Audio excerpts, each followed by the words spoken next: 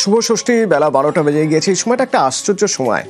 এই সময় লোকজন প্ল্যান করে ফেলেন কে কোথায় যাবেন, কত দূর যাবেন এবং খাওয়া দাওয়া কোথায় করবেন। শুভ ষষ্ঠী যদি আপনি কোথাও না যেতে চান তাহলে আপনি নিউজ 18 বাংলায় ঘরে বসেই পূজা দেখতে পারেন। আমি অতনুই থাকছি আপনার সঙ্গে এবং আমার পোশাকের জন্য রয়েছেন কারিগর আমার পোশাক সৌজন্যে রয়েছেন এবং আপনাদের সারা দিন পুজো দেখাবো আমরা।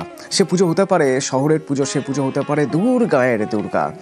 তো সেই সব ছবি শুরুটা হোক একডালিয়া এভারগ্রিন থেকে। ষষ্ঠী দুপুর 12টা, একডালিয়া এভারগ্রিন কি অবস্থা একবার দেখে নেওয়া যাক। আমার সঙ্গে আবির রয়েছে সরাসরি। আবির, শুভ ষষ্ঠী, একডালিয়া এভারগ্রিন তোমার মাধ্যমে একবার দেখতে চাইবো। অতনু, শুভ ষষ্ঠী এবং একডালিয়া এভারগ্রিন কার্যত এভারগ্রিন হয়েই দাঁড়িয়ে রয়েছে। অনেকক্ষণ এসছি, পুজো দেখছিলাম, মানুষের সাথে কথা বলছিলাম এবং প্রত্যেকে যেটা বলছিলেন সেটা হচ্ছে কবে কোন দুর্যোগের আশঙ্কা রয়েছে তাকে আপাতত দূরে সরিয়ে রাখাই ভালো। আকাশ একদম নীল, ঝকঝকে আকাশ যাকে বলা চলে এবং ঝকঝকে ভিড়, প্রচুর মানুষজন তারা একেবারে একডালিয়া মুখী এবং চুটিয়ে তারা ঠাকুরও দেখছেন।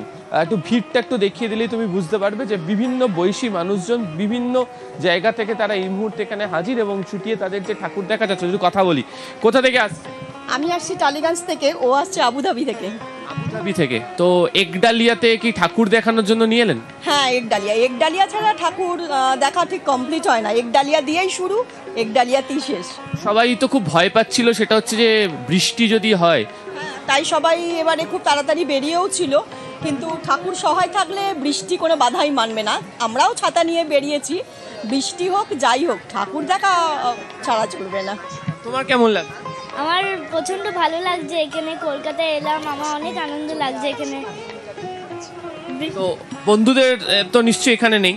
না, আমার বন্ধু এখানে নেই, আবুধাবিতে আছে, আর এখানে আমার অনেক আনন্দ হচ্ছে। আচ্ছা, আর কতগুলো ঠাকুর দেখা যে প্ল্যান করে বেরিয়েছো? মনে হয় 10টা। হ্যাঁ। কি দেখবে তার কোনো লিস্ট? না, সব থেকে ভালো কি লাগছে এখানে এসে?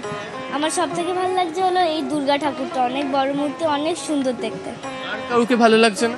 হ্যাঁ, এই জায়গাটা, প্যান্ডেলটা অনেক সুন্দর দেখতে, কি সুন্দর বানিয়েছে, আর অনেক আনন্দ লাগছে এখানে। আমার নাম প্রীতি। তো কথা বলছিলাম প্রীতির সাথে, আবুধাবি থেকেও এসছে। এখানে প্রচুর মানুষ যারা রয়েছেন তারা কেউ শহরের বিভিন্ন প্রান্ত থেকে হোক, কেউ জেলার বিভিন্ন প্রান্ত থেকে হোক, এবং তুমি ছবিতে দেখতেও পাচ্ছ যে বিভিন্ন বয়সী মানুষজন রয়েছেন। অর্থাৎ শুধুমাত্র যে ইয়াং জেনারেশন ঠাকুর দেখতে বেরিয়েছেন তেমনটা নয়, প্রচুর বয়স্ক মানুষজনদেরকে আমরা দেখতে পাচ্ছি। একদম ছোট বাচ্চা তাকে নিয়েও অনেকে ঠাকুর দেখতে এসছেন।